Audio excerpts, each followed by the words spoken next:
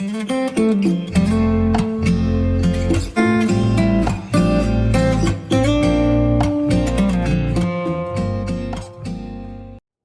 hoje vamos falar sobre a salvação no entendimento reformado, né? Que nada mais é, e esse é o intuito, né? O que a Bíblia ensina sobre salvação, né? Todos têm algum tipo de concepção sobre como que o homem é salvo. Como que um Deus santo pode aceitar no céu gente como eu e você que somos pecadores ainda? Como é possível Deus salvar o ser humano, né? Então, desde muito tempo, o homem pensa sobre essas coisas. E ali, naquela passagem ali do final da Idade Média para a chamada Idade Moderna, essa foi uma das questões, provavelmente a principal questão estudada naquele tempo, né? Então, peço que você deixe a sua Bíblia aberta no texto que nós vamos ler daqui a pouco, tá? Lucas capítulo 18. Lucas capítulo 18. Deixa aberta lá a sua Bíblia, por favor. Lucas capítulo 18. Do versículo 9 até o versículo 14. A famosa parábola do fariseu e do publicano. Deixa a Bíblia aberta, nós vamos ver daqui a pouco, tá? Deixa aberta, daqui a pouco nós vamos fazer a leitura desse texto. Antes, vamos só tentar entender um pouquinho ali do contexto. Não vou falar de todo o contexto histórico, porque vocês vão também ter outros momentos, né? Amanhã, sexta-feira, no sábado também, né? Onde vocês vão continuar aprendendo sobre essas verdades tão importantes, bíblicas, que foram defendidas lá na Reforma, né? Mas antes eu queria que você ouvisse essas perguntas e tentasse responder para você, tá? Como que você entende que ocorre a salvação? Se algum amigo, alguma amiga sua, seu, algum parente seu, que de repente não é cristão, algum amigo da faculdade, da escola, do trabalho, vizinho, sabe que você é cristão, em algum momento chega para você, tranquilamente, numa boa, e pergunta: você é cristão, né? Sou. Como que a salvação ocorre do ponto de vista seu? O que a Bíblia ensina sobre salvação? O budismo tem lá a sua resposta, né? O espiritismo tem lá a sua resposta, outras filosofias religiosas têm lá a sua resposta. Ele está perguntando para você. E não é para você pegar o celular e falar para o pastor: não, pastor, me ajuda aí. Não, é para você, né? E perceba que não precisa fazer seminário para saber como ocorre a salvação, né? E não precisa usar palavras difíceis também para falar como. É do seu jeito. Mas como que você explicaria, né? Vamos supor que a pessoa já tenha passado por umas 5, 6 religiões e se decepcionou com todas elas. Sabendo que você é um cristão, que você é uma cristã, ele pergunta para você. Ela perguntou para você: como que ocorre a salvação? Como que você explicaria? Essa é uma questão, tá? Uma outra questão: de que forma Deus lida com a gente? E aí tem a ver com a primeira pergunta. Deixa eu melhorar aqui. De que forma Deus lida com o ser humano pecador? Será que ele ama os bonzinhos e salva só aqueles que são bonzinhos? Ou não? Ele ama aqueles que são miseráveis e o seu amor redime os que são miseráveis. Como que Deus lida conosco? Será que ele fica lá do céu torcendo para a gente, né, no final da vida, ter mais ações boas do que ações más? E aí a gente passa com a média 7, ele fala: ó, você não tirou um 10, mas pelo menos você foi com 7, 7,5. Então, ó, você pode vir para o céu. Agora aqueles que são muito maus estão reprovados. Como que ele lida com a gente? Será que é verdadeira aquela história mesmo, né? Que no final tem uma balança, onde de um lado da balança tem lá as ações ruins que você fez, e do outro lado da balança as ações boas que você fez. Se pesar mais para o lado ruim, já era, está reprovado. Agora, se a balança der aquela esforçada, mas no final as suas ações boas pesaram um pouco mais, aí você, passei, vai para o céu. Será que é assim que Deus lida com a gente? Essas são questões importantes aí para a gente pensar. E essas questões estavam presentes lá na Idade Média e continuam presentes até os dias de hoje. Até os dias de hoje. Não sei se você já notou, né? E aqui eu falo muito sério. Falo muito sério, não que eu não estivesse falando sério anteriormente. Depois que uma pessoa morre, todo mundo fala que ela era boa, a maioria, né? Tem exceções, mas fala, ele era tão bom. Como assim? Bom na opinião de quem? Não estou falando que a gente tem que falar que era mal, embora alguns realmente sejam maus, né? Mas depois que a pessoa morre, todo mundo fala, mas ele era tão bom. A gente fala isso no sentido social, né? Provavelmente com a melhor das boas intenções, querendo confortar a pessoa que está sofrendo. Eu não estou nem discutindo isso. Mas a gente é bom mesmo assim? Se amanhã ou depois eu morrer, aí você vai falar, nossa, meu sim, era tão bom. Eu sei que a gente fala isso carinhosamente. Mas eu sou bom mesmo? Você é uma pessoa boa? Você sabe que o teste para ver se é bom, né? Porque existe um teste para a gente perceber se a gente é bom ou não, que a gente usa às vezes, que é mais ou menos assim. A gente se compara com outro, né? Porque para você classificar alguém de bom, você sempre vai ter um parâmetro. Então, por exemplo, eu, perto do Adolf Hitler, a maioria vai falar que eu sou um pouquinho melhorzinho que ele, né? Agora, será que o padrão é Adolf Hitler? Para classificar alguém de bom ou ruim? O padrão bíblico, né? São os 10 mandamentos. É a palavra de Deus. A gente pode resumir nos 10 mandamentos. A gente não é tão bom assim, porque às vezes a gente nem lembra dos 10 mandamentos. Então vamos lá para o resumo que Cristo fez lá no Novo Testamento. 2, né? Ele resume as 2 tábuas da lei em 2 mandamentos. Primeiro mandamento: amarás o Senhor teu Deus de todo o teu coração, toda a tua alma. Não é 99,9%. É de todo o coração, de toda a alma, de todo entendimento e com toda a força. E o segundo: amarás o próximo como a ti mesmo. Sendo este o padrão, pergunta, quem é bom? Ah, pastor, mas eu tento, eu me esforço. Aonde que está tento e esforço na Bíblia? A Bíblia diz que o padrão para classificar uma pessoa, melhor, ela não diz isso. Nós podemos inferir da Bíblia que se realmente existe alguém que consegue amar a Deus de todo o coração, de toda a alma, de todo o entendimento, com toda a força, e amar o próximo como a si mesmo, bom, essa pessoa é impecável. Tem alguém assim? Quem consegue sobreviver a esse teste? Amar a Deus de todo o coração, toda a alma, todo o entendimento, toda a força, e amar ao próximo como a si mesmo. Quem é bom segundo esse padrão? A Bíblia deixa bem claro que Deus olha lá do céu e não vê nenhum justo. Nenhum sequer. Aí volta a pergunta: como que Deus trata comigo e com você? Será que Deus... Como que você quer ser tratado no último dia? Essas são as 2 últimas perguntas. Repito, como que você quer ser tratado no último dia? Com a justiça que existe em você? Existe alguma justiça em nós? Porque às vezes a gente acha que é isso, né? Senhor, eu não preciso de ninguém. Quando eu estiver diante do Senhor, eu me viro. Só um louco falaria uma coisa dessa. Como que você quer ser tratado quando você estiver diante de Deus?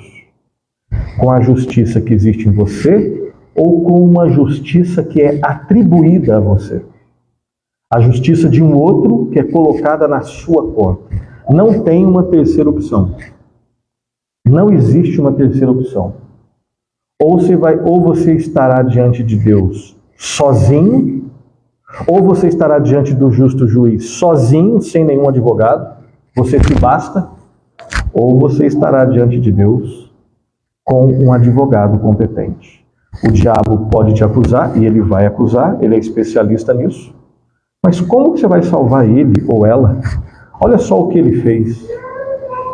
Mas Cristo, sendo nosso advogado, é aquele que deixa claro que ele conhece tudo o que nós fizemos. Mas tem um detalhe, ou seja, nós somos piores do que a gente imagina. Mas Cristo é o nosso advogado que nos defende. Repito pela última vez, como você quer ser tratado no último dia? Pela justiça que você acha que existe em você? Ou pela justiça de um outro que é atribuída a você? Eu não sei como é que você responde essas perguntas, mas lá na Idade Média, naquele período lá do século V até o século XV, eles entendiam a salvação da seguinte forma. Primeiro, o romano, desde aquela época até os dias de hoje, entende que a salvação é pela graça, é pela fé em Jesus. E se terminasse aqui, ok. Mas não termina aqui não. A salvação é pela graça, pela fé, mas, aí tem um mas, as obras dos homens são importantes no processo de salvação. De forma que, se você não tiver boas obras, você não é salvo. Mas, naquela época e até hoje se entende a salvação como sendo, a justificação, ela é um processo onde você vai sendo tornado justo aos poucos. Então você imagina, hoje você acordou bem, conseguiu orar pela manhã, conseguiu separar uns 40 minutos para ler a Bíblia, tomou banho, não brigou com a esposa ou com o marido, foi provocado no trânsito, mas respondeu bem, não passou nenhum pensamento ruim, nenhuma palavra suja na cabeça. O chefe pegou no seu pé, mas você foi paciente, você inclusive orou pelo chefe. E aí trabalhou bem, almoçou, antes do almoço fez oração, voltou para o trabalho. Aí aqui tem aquele soninho, ali das 1h30, sei lá, que hora bate aquele sono. Não, você jogou água no rosto e voltou a trabalhar, e trabalhou bem.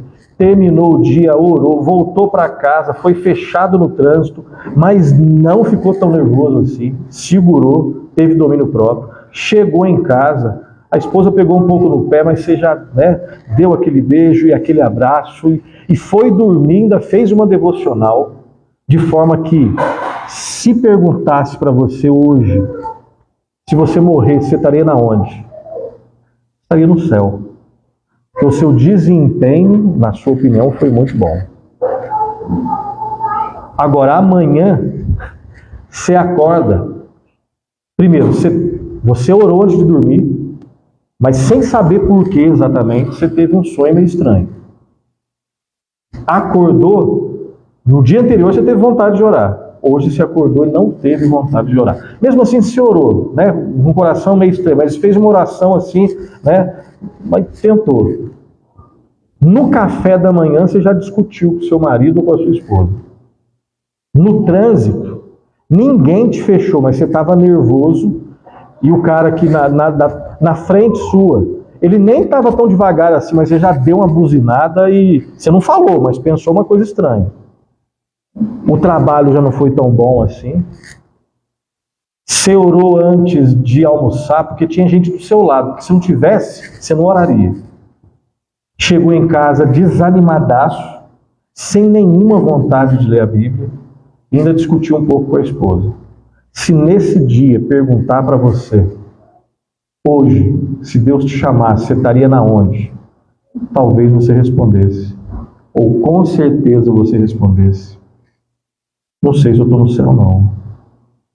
E o que leva você a fazer isso é o quê? É o seu desempenho. Então, esse tipo de pensamento, que às vezes ocorre, pode ocorrer comigo e com você, né? Perceba, o que na sua opinião te leva para o céu é o seu desempenho. E o que na sua opinião te faz perder a salvação ou ir para o inferno, também é o seu desempenho. Cristo é só uma parte, ou melhor, na verdade, às vezes você nem lembra de Cristo. É o seu desempenho. Esse tipo de pensamento ainda é presente na igreja romana e em várias igrejas ditas evangélicas. Ok? É o seu desempenho que vai te salvar. E claro, você não fala desse jeito.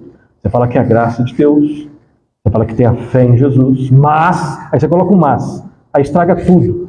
Quando você coloca um mas, já não é nem graça, já não é nem Cristo. Quando você colocou um mas, o importante é o que vem depois. Está compreendendo isso? A salvação é pela graça, é pela fé em Cristo. Se colocar um ponto final, amém. Glória a Deus, é isso mesmo. Mas você não coloca um ponto final. É pela graça, é pela fé, mas eu posso estragar tudo isso. Ué, então na verdade, eu é que sou o X da questão. Isso era muito presente naquela época e ainda é presente em várias igrejas. Eles entendiam também que as boas obras são necessárias para preservar a salvação. O sacramento do batismo é um instrumento a partir do qual alguém é tornado justo. Tanto é que se alguém morre sem ser batizado, morre pagão e não vai para o céu. A Bíblia fala que o batismo é um sacramento, mas é salvífico? É redentor? É redentivo? Não fala.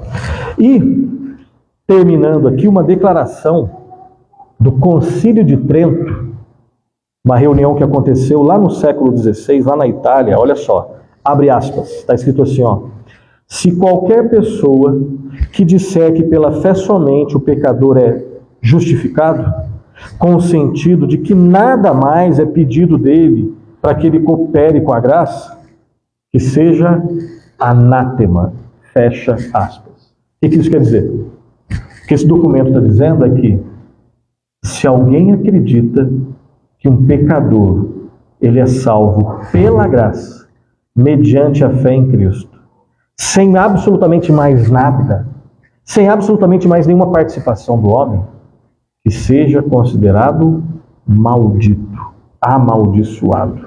Esse é um documento que serve de base até hoje para a fé da igreja majoritária lá da Idade Média. Eu não estou falando mal, só estou lendo um documento que até hoje é assinado embaixo. Se você acredita que a salvação é pela graça, somente pela graça, mediante a fé em Jesus Cristo, e não precisa mais de nada, amaldiçoado, anátema, maldito. Porque as boas obras do homem, né, elas têm um papel fundamental na salvação. Lutero foi educado nesse sistema. Lutero acreditava exatamente nisso. E Lutero não era, um cristão pica-fundo, um cristão meia-boca, não. Lutero era um cristão que realmente se esforçava. Ele tinha o que não existe tanto na nossa cultura, né? Que é senso de pecado. Se a gente pegar várias músicas, vários filmes, várias novelas aí, brinca com o pecado, elogia o pecado. Lutero não era um cara assim. Lutero era um homem que tinha senso de pecado. A história é conhecida, né? Se você já assistiu o filme do Lutero ou leu alguma biografia, você sabe disso. Então, só repetindo rapidinho. Lutero, ele entrou numa ordem monástica, né? No monastério, naquela época lá. Então, ele ficava o dia todo nesse lugar, lendo, aprendendo, cultivando. Tinha várias tarefas. Você tinha lá um roteiro todos os dias, né? As rezas que eram feitas todos os dias. E Lutero, fazendo tudo isso, ele ainda, isso aqui é muito importante, ele sabia que ele era pecador. Ele se incomodava com o pecado que ainda existia na vida dele. E ele dizia o seguinte: quando ele lia as Escrituras e ele se deparava com a expressão justiça de Deus, Deus justo, ele tremia. Ele tinha medo, pavor, e ele chega a afirmar que ele tinha, isso aqui é pesado, ódio da expressão justiça de Deus. Por quê? Porque ele sabia que um Deus santo e justo, que é tão puro de olhos que não pode nem contemplar o mal, se ele pegasse Lutero pelo caminho, Lutero seria aniquilado. Porque Lutero sabia que ele tinha pecado, e por mais que ele fizesse rezas, orações, que ele lesse a Bíblia, que ele fosse aplicado, que ele fizesse várias confissões no mesmo dia, que ele pedisse ajuda, que ele chorasse, se ajoelhasse, nada disso tirava o peso de culpa que ele tinha. Nada. Até que um dia, ele lendo em Romanos, capítulo 1, versículos 16 e 17, eu vou ler lá, né? Romanos, capítulo 1, versículo 16 e 17, ele se deparou com esse texto aqui. Pois não me envergonho do Evangelho. Por quê? Porque é o poder de Deus para a salvação de todo aquele que nele crê. Primeiro do judeu e também do grego. Aí tem o 17. Visto que a justiça de Deus, ó, o termo está aqui, visto que a justiça de Deus se revela no Evangelho de fé em fé, como está escrito. O justo viverá pela fé. Aí você fala assim, pastor, não estou entendendo nada. Você acabou de dizer que quando ele lia na Bíblia a expressão justiça de Deus, ele ficava apavorado. E é justamente num texto que tem a expressão justiça de Deus que ele tem os olhos abertos, é exatamente isso. Ele compreendeu, pela graça de Deus, pela iluminação do Espírito Santo, que justiça de Deus aqui em Romanos não é o castigo de Deus que vem para te esmagar. Justiça de Deus em Romanos é a provisão, é o favor de Deus para te livrar de ser esmagado. Por quê? Porque o Filho de Deus, na cruz, ele já foi esmagado. Por isso é que o justo, ele vive pela fé. O ímpio, quando se arrepende dos seus pecados e crê em Jesus Cristo, o justo, o pastor falou um pouco sobre isso. Quando um pecador se arrepende dos seus pecados e crê em Jesus, todos os seus pecados, passados, presentes e futuros, são colocados na conta de Cristo. E ele paga tudo. Não deixa um centavo para pagar, porque se deixasse a gente não pagaria. Não deixa uma gota de sangue para derramar, porque mesmo se a gente derramasse, o nosso sacrifício não presta. Não tem empréstimo, porque o nosso sangue tem pecado. Então todos os seus pecados, passados, presentes e futuros, são colocados na conta de Cristo, ele paga tudo. E não termina aí. Toda a justiça de Cristo é colocada na sua conta, de forma que agora o Pai olha para você, lavado no sangue do Cordeiro, e agora o injusto é considerado justo. Por quê? Porque o justo entrou na sua vida agora. Essa maravilhosa troca aconteceu. Aí ele olha para o texto, visto que a justiça de Deus se revela no Evangelho, de fé em fé, como está escrito. O justo vive pela fé. E aí os olhos abrem, a ficha cai. Ele nunca quis sair da Igreja Católica. Ele amava a Igreja Católica. E ele acreditava que fosse possível uma reforma interna na Igreja Católica Apostólica Romana. Ele é identificado, ele é convidado, na verdade convocado a se retratar numa reunião chamada Dieta de Worms. E ele é questionado. A princípio ele titubeia um pouco, é dado um tempo para ele pensar. Ele pensa, ora, se prepara, volta para essa Dieta de Worms. E aí ele é desafiado. Lutero, não foi com essas palavras, né, mas de maneira resumida, Lutero, você não vai poder continuar dentro da igreja falando isso não. Você está falando que a salvação é só pela graça, mediante a fé só em Cristo, sem nenhuma obra. Você está dizendo realmente, né, que fora da igreja, existe salvação fora da igreja, embora ele tinha essa questão, né? A igreja daquela época dizia que fora da igreja não existe salvação. Lutero deixava bem claro que é óbvio que um crente deve estar dentro de uma igreja saudável, mas não existe salvação fora de Cristo. Obviamente, alguém que tem Cristo vai estar numa igreja, mas quem salva é Jesus Cristo. A igreja é lugar daqueles que são salvos por Cristo. E ele deixa bem claro que se as ideias dele forem provadas equivocadas pelas Escrituras, ele volta atrás, pede perdão e se retrata. Mas se não for provado que ele está errado pelas Escrituras, não pela tradição da igreja, a frase dele é mais ou menos assim: eu aqui fico e permaneço. E ele termina dizendo que Deus me ajude. A história caminha, ele é expulso da igreja. A princípio ele não queria fundar nenhuma igreja luterana, nada disso. Mas a caminhada histórica foi nesse sentido, né? Irmãos que tinham a mesma convicção começaram a se reunir, como vocês estão reunidos. Dá-se início ao luteranismo ali na Alemanha. Essa fé vai se espalhando, vai para a França, vai para a Suíça, vai para outras regiões, vai para a Escócia, vai para a Inglaterra.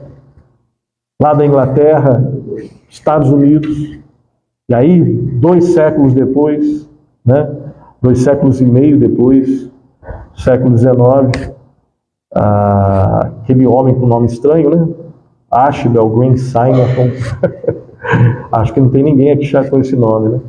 Ele vem para o Brasil, é usado para fundar a Igreja Presbiteriana do Brasil, mas também já tinham congregacionais, os batistas vêm depois, um século depois os assembleianos, enfim.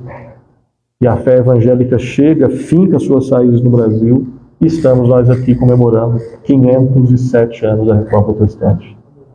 E a ideia é que não se comemora a Reforma Protestante exaltando nem Lutero nem Calvino, mas o Senhor de Lutero e de Calvino, que é o Senhor Jesus Cristo. Então, esse é mais ou menos o panorama. E aí depois a Reforma deixa bem claro. Hoje os reformados acreditam que Deus, ele nos justifica independente das nossas obras.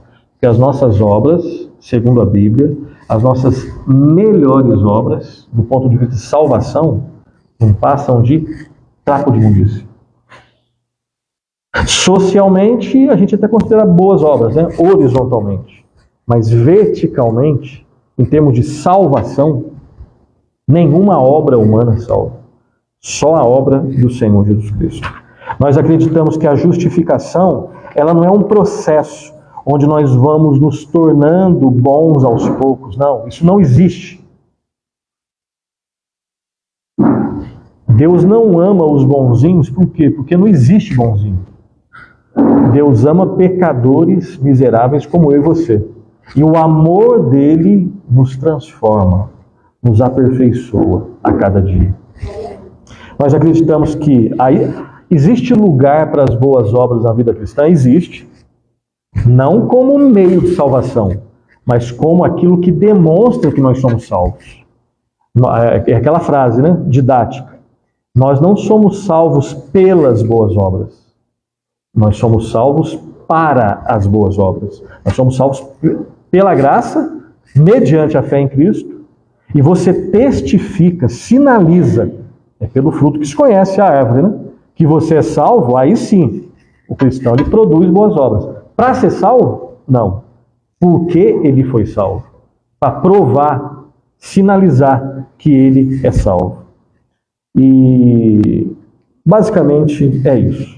Só que muitas pessoas acreditam que essa doutrina, e segundo alguns autores, né, uma igreja ela fica em pé ou ela cai mediante a doutrina da salvação pela graça mediante a fé. Se você não acredita, se uma igreja não acredita que existe salvação só pela graça de Deus, mediante a fé em Jesus Cristo, ela é qualquer outra coisa menos igreja. Igreja cristã. Algumas pessoas acreditam que essa doutrina é ensinada só pelo apóstolo Paulo. É uma doutrina paulina.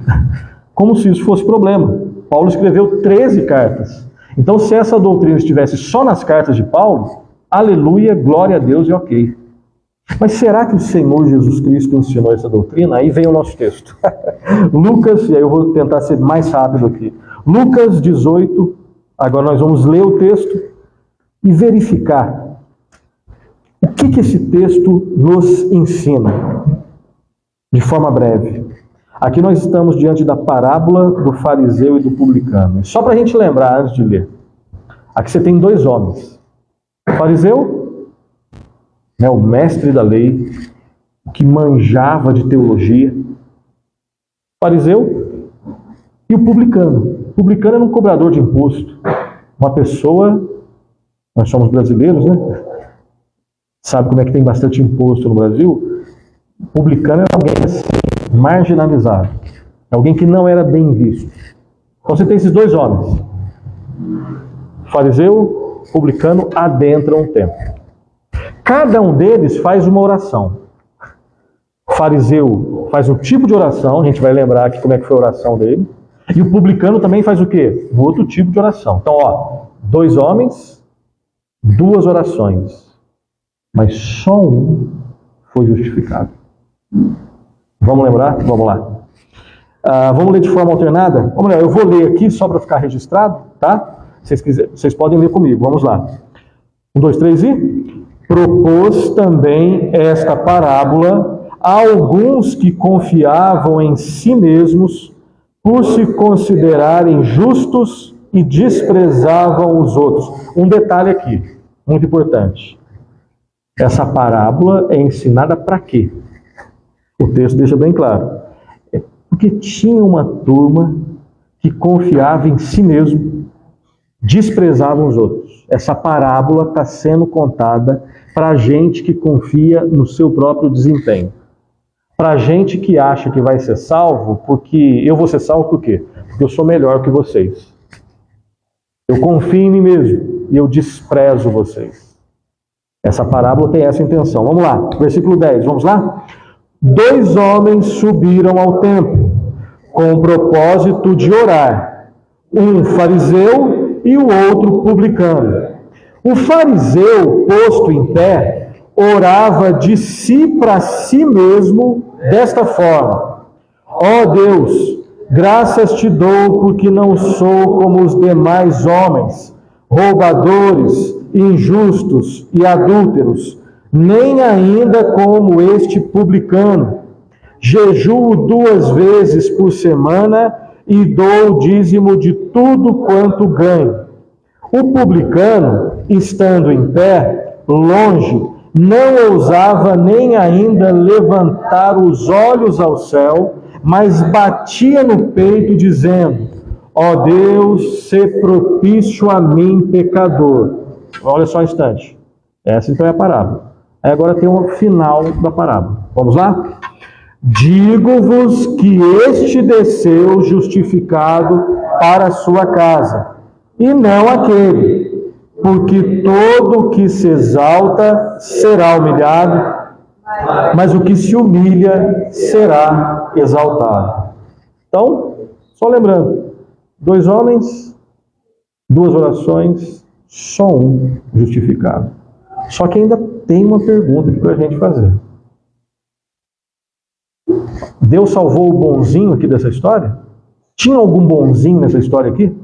Não. Se a gente acha que por exemplo, o fariseu está na cara, né? Super orgulhoso.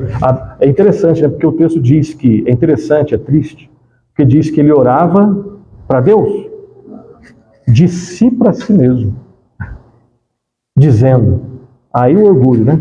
Ó Deus, graças te dou, porque eu não sou como vocês, nem isso, nem aquilo, não sou disso, enfim. O que eu faço? Eu faço isso, dou o dízimo e tal. Jejum, inclusive jejum. A Bíblia diz que, né? Se você faz jejum, é algo secreto. Não é para ficar, né? Vamos supor que eu esteja com 2 dias de jejum. Não é para eu ficar com carinha, né? De que estou com fome, não. Porque eu quero aparecer para vocês ficarem com dozinho de mim, não. Ele, olha só, ele coloca na oração que ele faz jejum. Ou seja, está tudo errado. Aí você fala assim, bom, já que esse é o errado, Toda história tem que ter, né, o herói, o vilão aqui é o fariseu. Mas o publicano é herói? Olha só a oração dele. Como que ele pode ser bonzinho se a oração dele é só uma frase? Ele era tão herói que ele não tinha nem coragem de olhar para o céu. Ele batia no peito e só falava uma frase.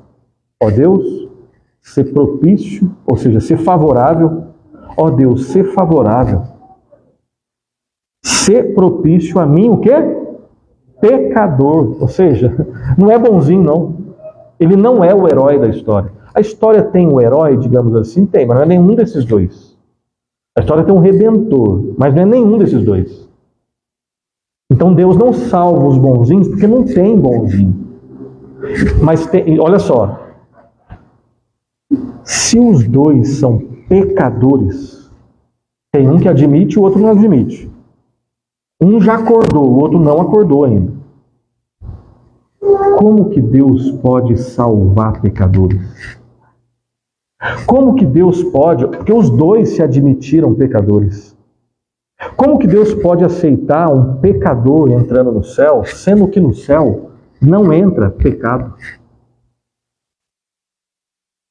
No céu só entra gente o quê? Perfeita. Ou usando um termo melhor, aperfeiçoada. Mas eu usei um termo melhor, mas eu vou voltar no anterior. No céu só entra gente perfeita. Gente que não tem pecado. Isso é bíblico do início ao fim. Se você acha o contrário, é como assim? Você acha que no céu vai entrar gente com problema do pecado não resolvido? No céu vai entrar gente imperfeita? Claro que não. Impossível. No céu não tem pecado, então não pode entrar com pecado. Com o problema do pecado não resolvido. Então, como que um Deus justo, santo, ele deixou um desses dois aqui entrar no céu? Essa é a pergunta das perguntas. Como aquele homem foi salvo? Em primeiro lugar, aquele homem foi salvo. Como que se deu a justificação daquele homem? Primeiro, foi um ato judicial, uma declaração de Deus. Deus disse lá, no versículo 14 que nós lemos: digo-vos que este desceu justificado para a sua casa. A ideia aqui da justificação, nós estamos falando da doutrina da justificação. Justificação pela graça mediante a fé em Cristo. É aquilo que eu havia falado. Deus é um Deus justo e santo. Ele não empurra pecados para baixo do tapete. Ele é um justo juiz, diferente dos juízes humanos. Ele não aceita suborno, porque eu não posso dar a ele o que ele é dono de tudo. Então a ideia da justificação é um termo jurídico, vem lá da ideia de um tribunal, onde você tem um justo juiz, onde você tem um réu pecador, só que você tem um acusador e você tem um advogado. E todos nós temos muitos pecados na nossa vida. E o diabo nos acusa. Como assim Deus vai deixar um pecador entrar no céu? Você sabe o que ele já fez? Claro que Deus sabe de tudo. Deus sabe tudo que nós fizemos, tudo que nós não fizemos, Ele sabe mais. Com a intenção, qual foi a intenção que nós fizemos? Porque às vezes eu posso fazer uma coisa pública e todos vocês me aplaudem. Só que Deus sabe que às vezes eu não fiz de forma santa. Às vezes eu fiz para parecer. O mundo inteiro aplaudiu. Só que Deus sabe que o que o mundo aplaudiu era pecado, porque eu não fiz para a glória de Deus. Deus sabe de tudo. Das nossas externalidades, das nossas internalidades. É possível estar na igreja e longe de Deus. Não é possível estar fora da igreja e perto de Deus. O contrário não é verdadeiro. A gente fala, bom, já que é possível estar dentro da igreja e longe de Deus, lá fora da igreja é possível. Não. Não estou falando que não tem crente lá fora. É possível que tenha desviados, obviamente. Mas um cristão saudável, o lugar dele é na onde? Na igreja. Estou falando em termos assim de adoração, domingo. Se eu não tenho mais prazer em estar com o povo de Deus, se ele é crente, então ele não vai perder a salvação. Só que nesse momento que ele está longe, ele está doente espiritualmente. Está enfermo espiritualmente. Isso vale para mim, isso vale para você, isso vale para todas as pessoas. Fechando parênteses, voltando para cá. Como que aquele homem foi salvo? Ele foi salvo mediante a graça de Deus, pela graça de Deus, mediante a fé em Cristo. Foi salvo porque o juiz declarou: está justificado. Eu conheço a vida dele e eu sei de tudo que ele fez.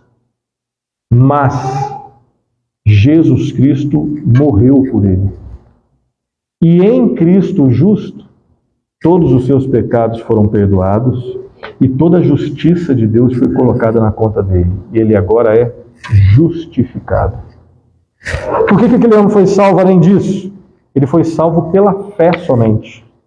O texto diz que aquele homem fez alguma obra. Inclusive a oração é do fariseu, que é cheio de obras, né? E a princípio o que ele faz, externamente, praticamente só tem coisa boa aqui, né? A princípio, né? Ele diz que não é roubador, injusto e adúltero, na opinião dele, tá? Na opinião dele, ele não é isso. Ele não é como o publicano, ele faz questão de se comparar e se achar melhor. Ele jejua 2 vezes por semana e dá o dízimo de tudo quanto ele ganha. A princípio, externamente, são obras interessantes. Externamente. Alguma dessas obras o salvou? Foi condenado. Agora, a oração do outro lado publicano era aquela: ó Deus, ser propício a mim, pecador. Ele foi salvo. Nessa oração, você tem muita coisa aqui. Nessa simples oração, você tem senso de pecado, senso de pequenez, eu sou pequeno, Deus é grande. Ele sabia que ele não poderia estar na presença de Deus do jeito que ele está. Ele pede uma coisa para Deus: que Deus seja, favorável a ele. Nessas palavras aqui você tem arrependimento genuíno e você tem fé genuína, porque ele sabe, se eu estou pedindo para que Deus seja favorável para mim, é porque Deus pode fazer isso por mim. Deus pode me perdoar, Deus pode me salvar. Ele pode, eu não. Eu não posso, mas ele pode. Você tem muita fé. Ele foi salvo pela graça de Deus, mediante a fé no próprio Deus. E em terceiro e último lugar, nós até já falamos sobre isso, ele foi justificado por uma justiça que foi colocada na conta dele. Lá em teologia, dúvidas sobre isso, aí vocês podem apertar com perguntas difíceis o pastor Lucas, tá? Mas, lá em teologia tem alguns nomes meio estranhos, né? Mas não é para confundir, é para explicar. Lá tem a doutrina da dupla imputação. Nome estranho, mas é exatamente isso. Se justificação vem lá do mundo do direito, imputação vem do mundo da economia. A ideia é a seguinte: o que significa imputar? A gente não usa essa palavra no dia a dia, né? Mas é creditar, é colocar na conta de. Né? Vamos supor que eu faço um Pix para você de R$500, acabei de fazer. Eu imputei R$500 na sua conta. Eu creditei, coloquei na sua conta. A ideia é essa.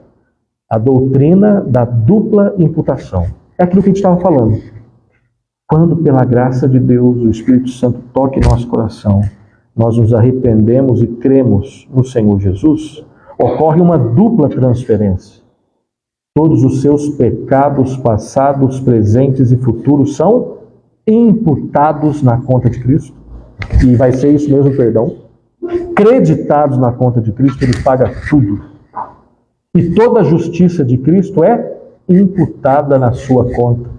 De forma que agora você, que era um ímpio, agora é um pecador perdoado, justificado pela graça de Deus, pela fé em Jesus Cristo. Isso é evangelho. Evangelho não é uma mensagem que diz que Deus faz a parte dele, mas você tem que fazer a sua parte. Deixa eu explicar. É claro que a gente faz alguma coisa. A Bíblia diz que a gente tem que fazer 2 coisas: se arrepender e ter fé. Pergunta: morto no seu pecado, você consegue se arrepender e ter fé?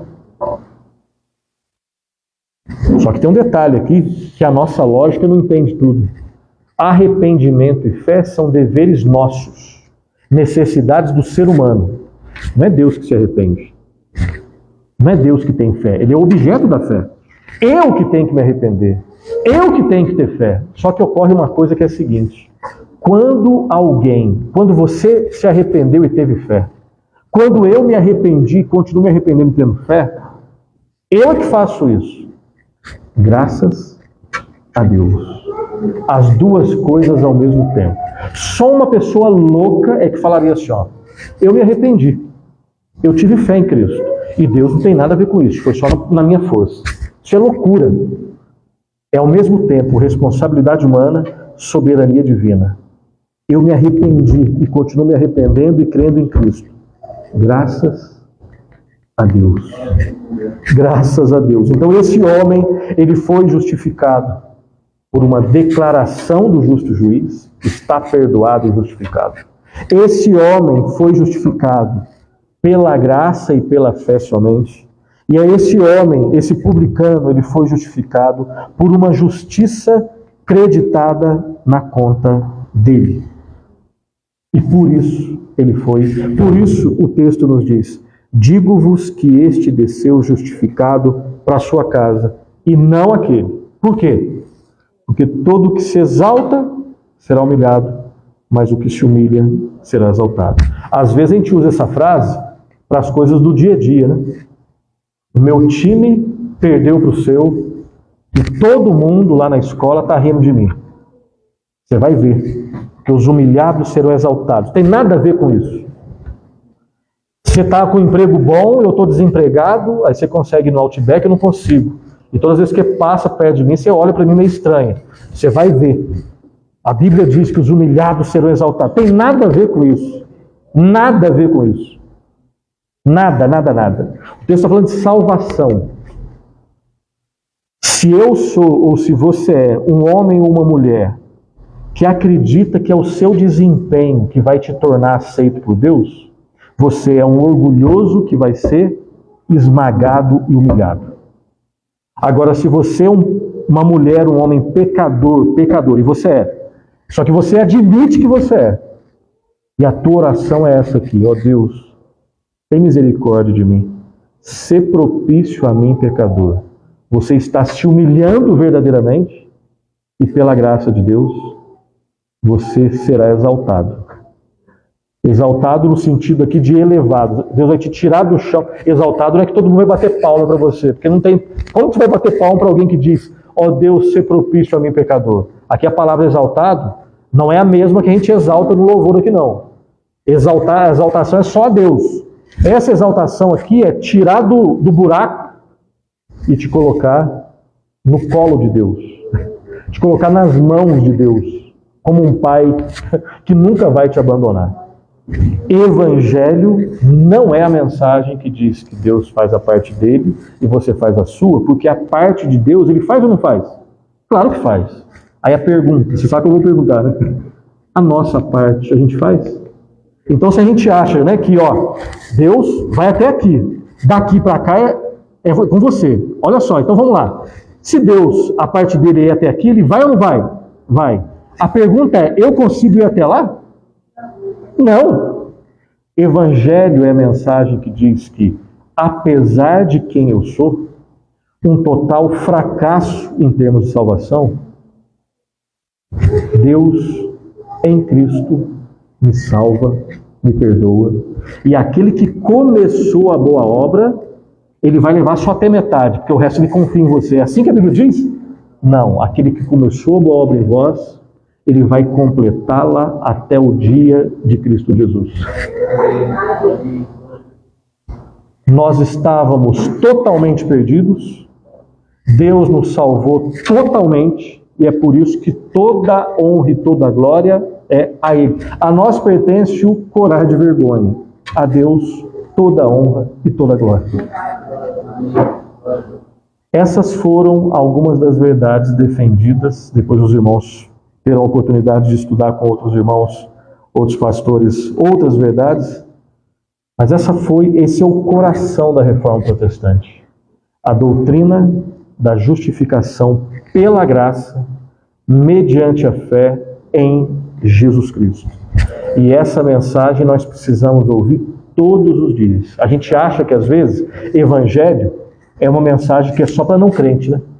O que o não crente precisa? Ouvir o evangelho para converter. Agora ele já é um cristão, professor de escola dominical, agora ele tem que nadar em águas mais profundas. O evangelho é só para o comecinho. Loucura. Evangelho é para o primeiro dia da sua vida, até o último dia da sua vida. Porque você sabe, como eu sei, que mesmo crentes, nós às vezes confiamos em nós mesmos. Nós lidamos com orgulho. Eu termino essa mensagem só lembrando que lá na adolescência, né, não sei se você já ouviu aquela frase, que as noites de sábado são que as manhãs de domingo são perdidas às vezes nas noites de sábado. O que eu quero dizer com isso?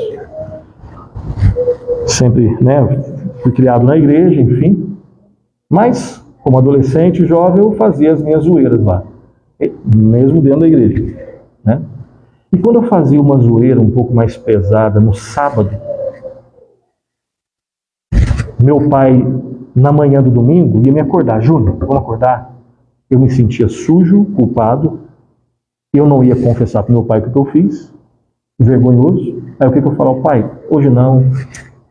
Inventava alguma coisa. Hoje não, pai, hoje não. Ficava triste, tentava mais uma vez. Não, hoje não, pai. Então, se eu pecasse na noite de sábado, eu me sentia indigno e sujo no domingo para ir na igreja. E aí eu não ia. Só que eu tinha um plano. Calma aí, eu tenho um plano. Eu tinha um evangelho para mim, que era o seguinte. Hoje eu não consigo, mas eu vou dar um jeito de conseguir no próximo domingo. Como?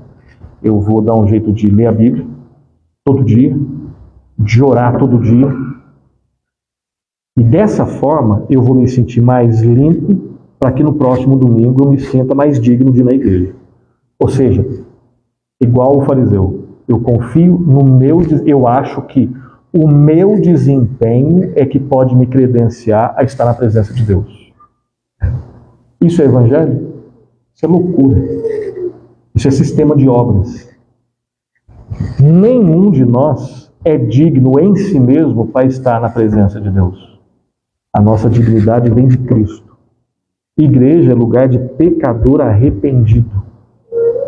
Não do ajuntamento de gente boa. Claro que nós somos chamados depois de Cristo para sermos pessoas boas, né? Boas no sentido de que nós olhamos e seguimos e confiamos e amamos a Cristo. Só que tem uma questão aí.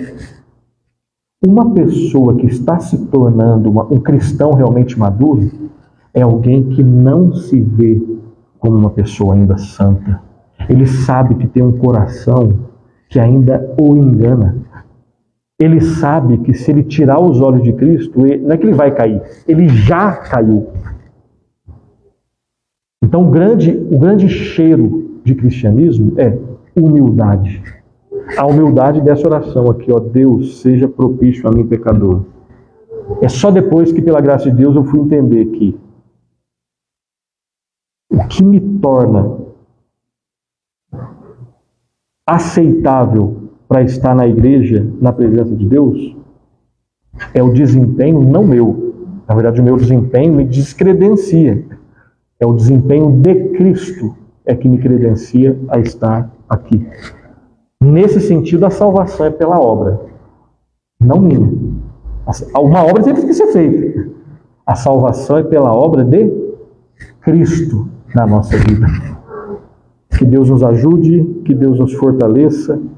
Pedir para o pastor Lucas, por favor, vir aqui à frente, fazer uma oração, terminando esse momento.